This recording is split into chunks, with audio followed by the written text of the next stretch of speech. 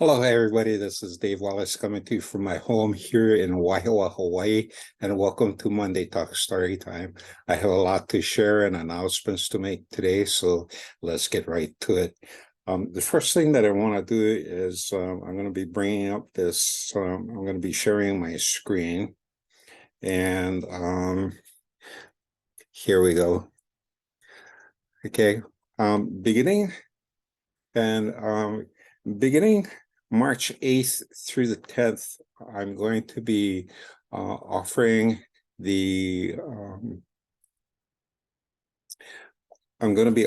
free copies of Anablaze 7, which is Exposed. And this is really action-packed episode for our Anablaze series. There's a lot of things that are happening. Basically, the chairman has hired hit squads to come and try and kidnap or kill Anna, and the town people, the townspeople come to her aid and actually help her. And she realizes that she's not the only gifted person living in this little town. So especially some of the things her foster parents can do is simply amazing. So this is a really good read, and comes highly recommended, and a lot of people that read this enjoyed it, and I'll be giving it away for free over the next 3 days, March 8th, 9th, and 10th. So in a couple of days, and I already posted the announcements. So if you get the announcements, you can click on that, or you can go to Amazon and look up in the Anablaze series and get your free copy that way.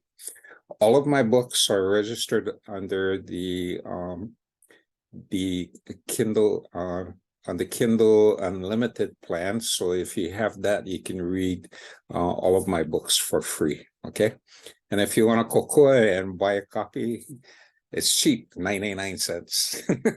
Okay, so that's the first thing. The next announcement that I have is let me get out of this and get into a new screen. And here's the next thing that I wanted to share. And this is our book number 9. Okay. Book number 8 is out there, and it's called Heroes, or not Heroes, it's called Champions. But book number 9, we're working on it right now, and it's called Erased. And this is where Anna and her parents finally get back at the chairman. But this is coming up. This book is probably coming out in print the last week of March. So give me a couple of weeks, we should be finished with this. But we have the covers and ready to go on this particular book.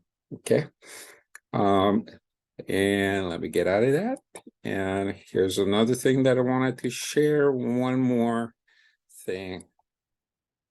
And we also have a story running right now on Kindle Vella, and Kindle Vella is only available for people living in the United States. So here in Hawaii, you could check this out. And I'm sorry, I thought the first 4 episodes were free, but the first 3 episodes are free. And we're on episode 4, and I'm going to be releasing episode 5 this coming week. And episode number 1 was a cannibal, and actually I call it the cannibal twin because a kupua is born, and this child is a kupua, or a shapeshifter who could turn into a shark.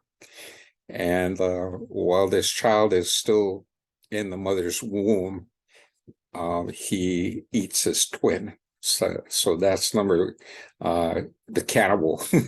Okay, that's episode number 1. Episode number 2, we're introduced to Momi Puhi, who is a shapeshifter herself, and she can change into an eel, and she's called to assist the family that has this kupua shark, and they don't know what to do with them. The third episode, He Bites, is focused on the relationship that's developing between Momi's youngest son, Paul, and the baby shark, okay, or the kupua. And He Bites is one of the things that Paul realizes that this may be a challenging child to be with. And the last one that I just released yesterday is called Fins. And in this story, we find out there's some things that need to be done right away to help this kupua. Now, the storyline, The Sharkman of Haleiwa, follows the tradition of the kupua, or shapeshifters, in Hawaiian mythology. And this is something that is part of our heritage. And what I'm doing with these stories is imagining if these characters were alive and still part of our culture today.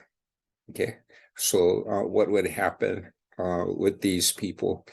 And so last year I started the Hawaiian Shapeshifter series by writing about my aumakua, the eel, and the shapeshifters, tradition there with the eel. And this year I'm going to be talking about the puhi, not the puhi, the mano, or shark, and the eel interplaying, and how they fit in the ocean and on land. And we'll see this. The story will be focusing on the 2 young shapeshifters, Paul and Fins.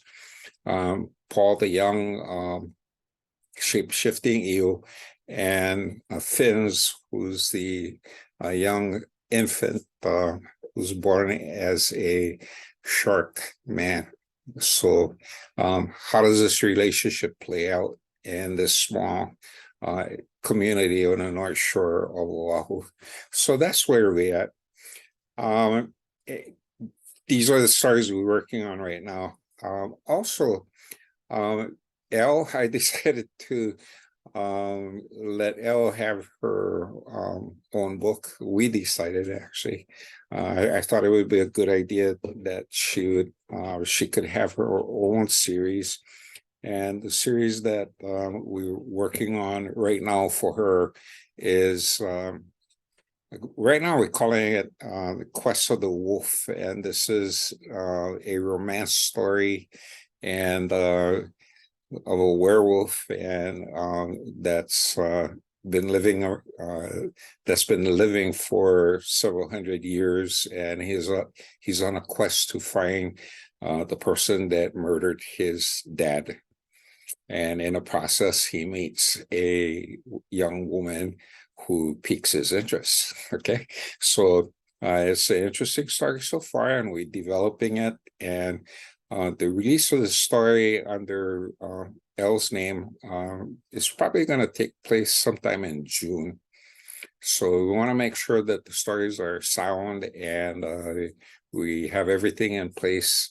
And I know when we launched Anna Blaze, we were in a hurry to do things, and made a lot of mistakes in the process. But we learned from it, and we don't want to make the same mistakes with this new series that's coming out. And in the wraps are around the corner.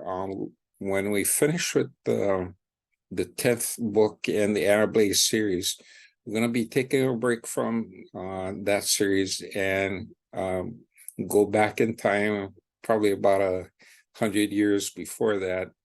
And we're doing a lot of this prequel thing, going back to Taylorsville 100 years before Anna Blaze and the Blaze family got there. What was happening in Taylorsville that made Taylorville a magnet for people with unusual powers. Okay, so that's in the wraps. Okay, so this week, and that ends my announcements. And if any of you folks have any questions, let me know. For the remaining months, as far as my other services, I'm still doing tarot readings, and the tarot readings, I'm going to keep it at the same price, so $75. And the tarot readings, when people call me up for this, they ask me, how long is it for? It says tarot reading, it goes until we're done.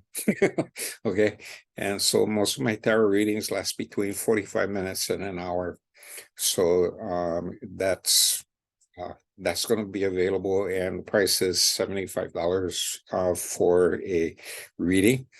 And I'm still doing mentorship programs. If you want to learn how to work the lottery or make predictions on games, I'm still available to teach that. And this year, beginning in the summer, I'm going to be offering my healing classes again.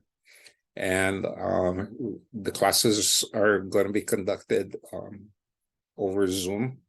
And if you can find a place that can house us, we will make that shift also. Okay. But a lot of things happening, and a lot of things are in the works. And so 2023 looks like a very busy year for us. Okay. So coming back to Talk Story, and what I wanted to share with you is tonight is the importance of our Aumakua. And I've been asked, several times, Dave, how do I find out what my Aumakua is and who my Aumakua is? And anytime somebody asks me that question, I'm reminded when I asked the same question to my aunties on Molokai, who's our Aumakua? I thought it was one person. But to clarify, Aumakua is actually a large group of people. These are your relatives, yeah. And Aumakua is your ancestors. They're your ancestors. It's a group of people, and there's thousands of them. Okay, and there are Aumakua. For me, my personal beliefs, there are Aumakua that were direct contributors to our DNA. And these are our parents, if they passed away. There are parents, grandparents, great-grandparents, all of these people that had a direct, link to me that contributed to my DNA. Okay, so these are internal. I call these Aumakua internal Aumakua because they're part of my DNA, and they're always inside me. They're always in here, and they are accessible to me anytime I want. And their wishes and their hopes and their powers and their mana is inside my DNA already. And the question is, how do I access them? Well, the way you access them is to ask the right question. Okay, and asking the right question and being earnest and expecting to find an answer. Having faith that if you ask the Aumakua inside you to help you with something, having the faith that they will answer you. So having faith that they will answer you is really important.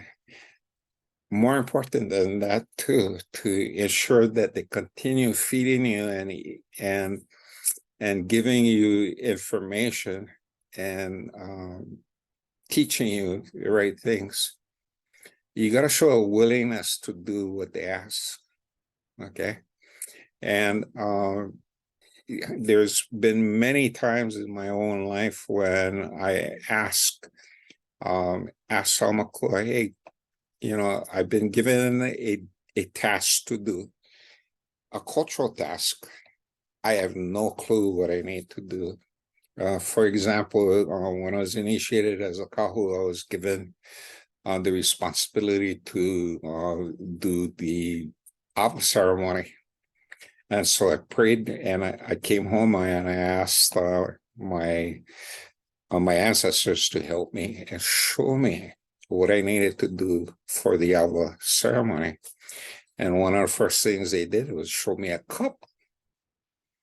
And I looked at this cup and I knew it was made out of coconut, but the way the cup was cut, it was cut lengthwise. Normally if you take a coconut and it's shaped like this and you crack it, you get the tips at the end.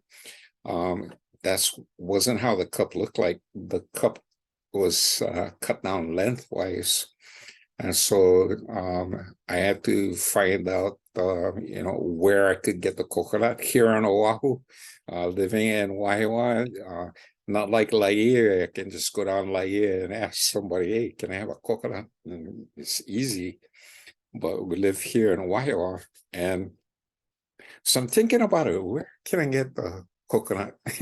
And then I remembered when I was shopping at Foodland, they sold coconuts over there already husked. So that's where we got our coconuts from. And when I came home, I took a look at the coconut. I picked the coconut, the one that looked like something I saw in my dream, and I cut it in half using a hacksaw. And both my wife and I made our apu'awa, or the ceremonial cup for drinking that. So that was listening, trusting the ancestors, that the ancestors was going to help me by giving me an answer, trusting that they were going to show me and help me find what I needed to do. And once I knew what I needed to do, I needed to execute and do the thing they told me to do. And after showing my ability to do that, they started showing me more things, more things that would eventually prepare me for the ceremony I went through. And everything that they prepared me, showing me where I needed to stand when addressing the ocean, when I'm making the prayers, when I'm offering up the awa, all of this came in a dream. So when a day came that I needed to execute, I just went in. And the funny thing about it is that in my dream, when I was doing this particular part of the ceremony, I was standing near the edge of the ocean and looking out into the ocean, and I saw two rocks, two pillars, one to my left, one to my right. And when it came to me giving the ceremony and I was just about ready to start, and I turned to look and I couldn't find the pillars. And I told the people there's a group of us over there. I wasn't there by myself. There's a group of us. And I turned and I told the person doing the ceremony, bro, we need to move. We're in the wrong spot. So, you have to, if the ancestors show you things, you need to be sure that you have the courage to stop. And for me, I wasn't the person in charge of this gathering. I wasn't. But according to what I saw in my dream, that my ancestors wanted me to stand in a certain place and be in a specific place, it was really important that I do that. And when I found myself in an unusual place I didn't recognize, I had to have the courage to say, we need to stop, we need to move. And we picked up our mats and we moved until finally I found a place where matched my dream. And it was near the edge of the ocean. I could see the white ili in the ocean, and the two pillars. And when I turned around, I could see the other two pillars in the back of me, and it was just like a sacred spot. And so I knew I was in the right area. So in asking the Aumakua for help, you need to listen, execute, do, and not be afraid of changing things if needs to be done. Okay. And this is a way to open up the communication and the trust between your ancestors and yourself. Because if you ask for things and the Aumakua show you, your ancestors show you what you need to do, and you go, "Oh, I cannot do that. This is what they're gonna look like." Why ask then? Okay, why ask us if you're not gonna do this? You don't have the courage to do this. Why ask? It's frustrating for them. And if you frustrate them long enough, next time you ask, they're not going to be around. It says, talk to somebody who cares. Okay. So this is the kind of relationship that we need to develop with our Aumakua. Do I feed them and offer them? Yeah. Occasionally, especially if I'm eating stuff that I remember my mom them like, or my grandpa them, and remember what they enjoy eating. I'll make offerings, and it's not the kind where I make a plate and give it to them. It's while I'm eating, and I say, "Oh, this dish is so on grandpa. This is great. You want to catch a whiff of this? That's fine." Okay, so there's an effort and that way to include them in my daily life. Okay, so that's dealing with the internal Aumakua, the people that make up your core, who you are. And the other Aumakua that are outside, I call it external Aumakua. These are family members who are part of our genealogy, but did not contribute to my DNA, but they still love me. These are uncles, aunts, and relationships that outside of my immediate family that added their genetic material to make me. So do they love me? Of course. Will they help me? Absolutely. Okay. So this is another level of family and Aumakua. So this is a concept of Aumakua, and there's thousands of them. And some of these ancestors were asked to be the protector. And actually, I can think of no one else, who had come to my aid running real quick than my mom. Okay. All of us, as her children, can attest to that. If we got into trouble or anything, we can always count on our mom to be there for us.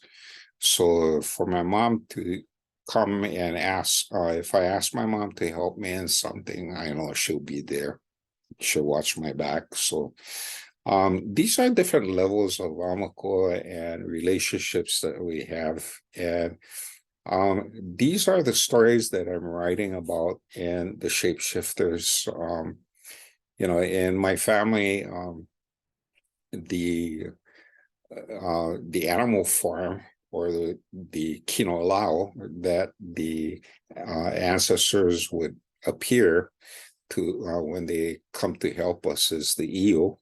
But I also learned that not only the eel in the water, but anything long and skinny or fat, and can be a thick vine in the forest or a long cloud up in the air.